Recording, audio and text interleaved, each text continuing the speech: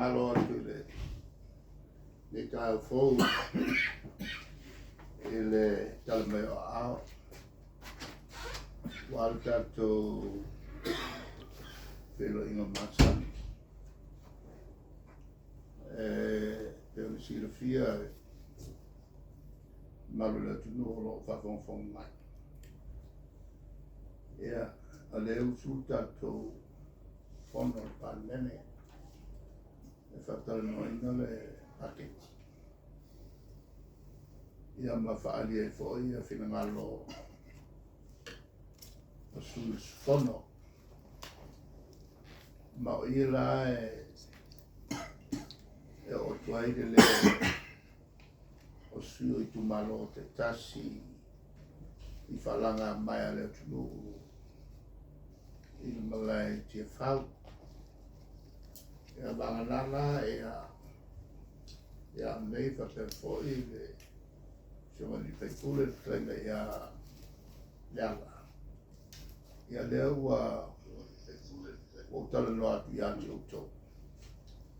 E pe toi paule o le kawala lea e mwhaiai ona whaani fōi se manatu o matutu malo. Sa whaamalmalama e le matou lo ia i whaamsilonga lea o whatari pēa. Lea ua ngai i le suruai asu o whatari pēa. Ia le tūlanga o momeo whipule ma le latu tiute. O le tiute o whipule. O la tau ia whaasirisilaina ia manatu. O li inu whaipule trata o mo la tutu malo. O la tonu ia e whaatinoa ia le tute o malo whaatem klas.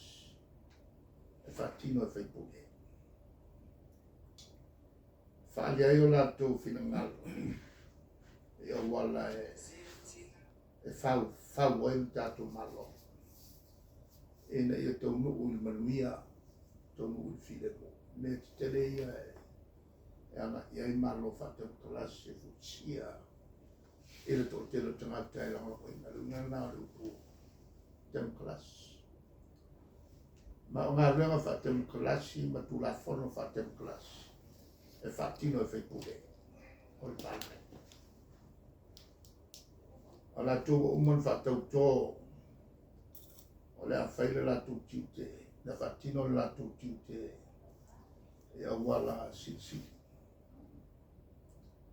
E pusain ma le la tō tautonga i le tua e a la tō i le whaatino ina o la tō tautonga i tono le palmele. Mo le mau e whautalai ngā le malo ia malatu umai a wai.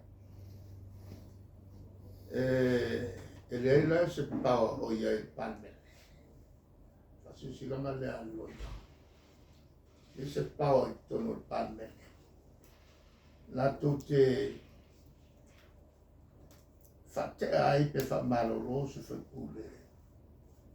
I lunga o le tulafono tu mau. I le toi ngā whamalolonga lea whamaloloi ma o kusa u whakena. E le foi se pawa tau fiai o matutoki.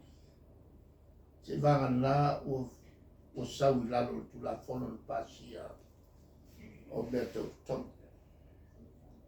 Tau tonu pasia luafe ma le tonu. O whai ue e whai, e sori whamai.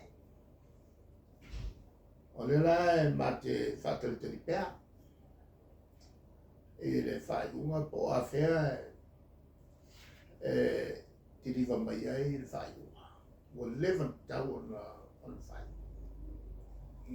o si polenga lea ia tunu whātemu kalasi uma i le tūlanga lea o le whātino ina o le ania tonu. Ma alo ia i fota ia lai mulmuli ai ia whamasino. Whaupu whapelitani ia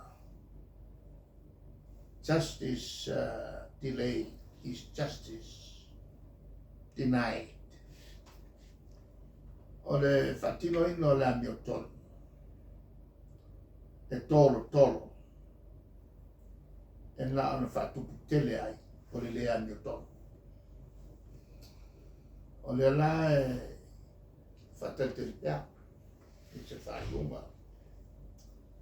Ai o leo ua whatino tātou talanoanga e le tae o nei. Ia, ma mori atua i so mana. Nā manu ke mamori e kai e whona o parliament e le tae o nei. A lela ule mwhaina mamori. Ia, wala vai au tō lua whao no tō ono. E whai masui ala tunu o te lau ngāki ia. E nisi o mata o pumo tōla ngā. O le mata o pulea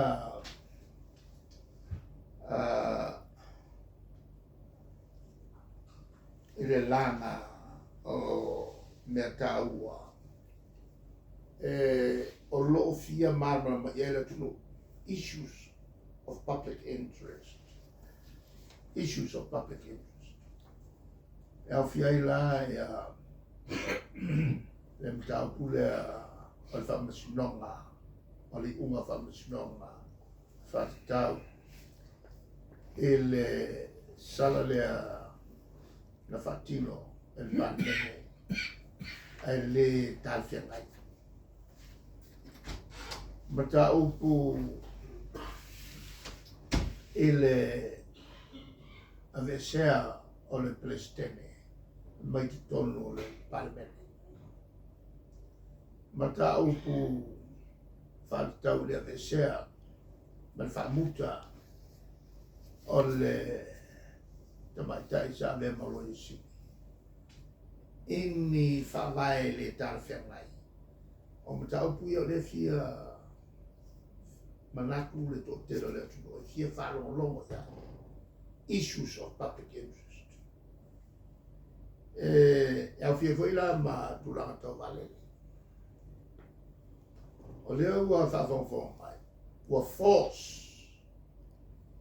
Ua whamarosia le whelelei o valele. I valele o le malo.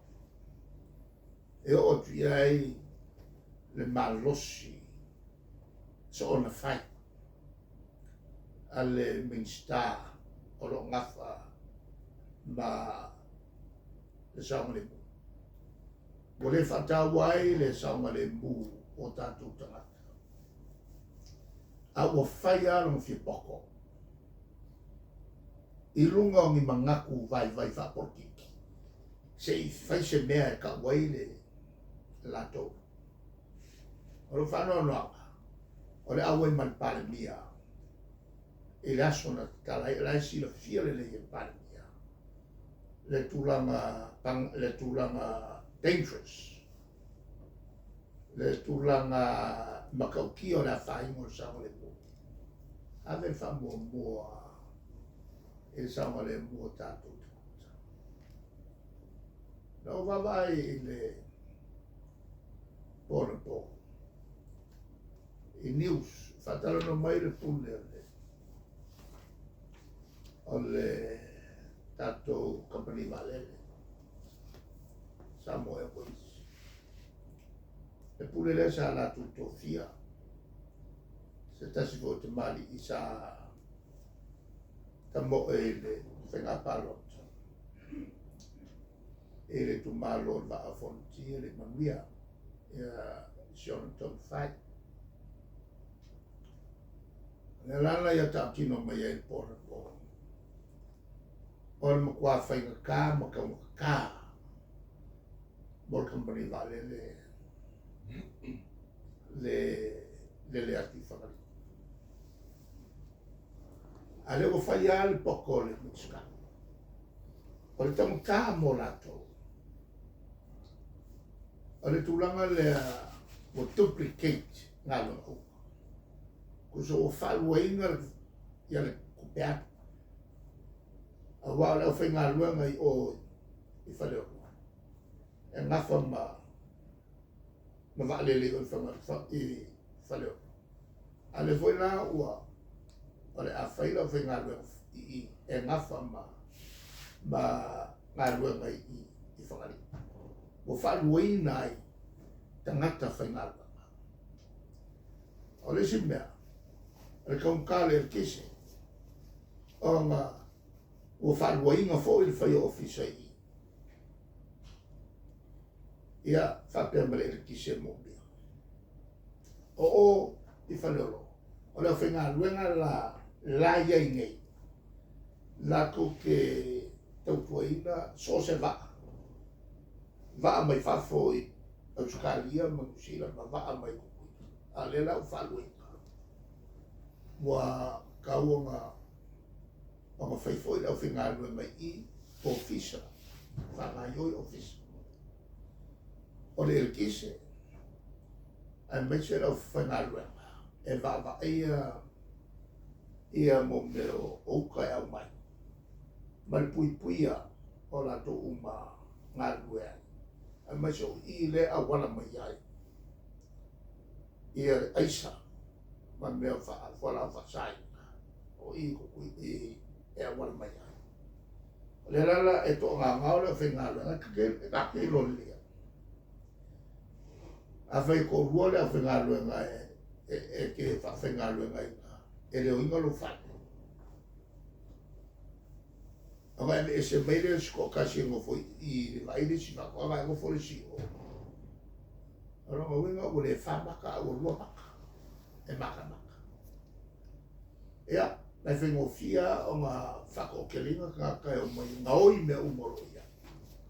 Whapenga foi la ia le tūranga le tatu company vale. Whaluainga lau whenga luenga. Whaluainga kau le kisi. Ia, e le kuranga ngā kupea.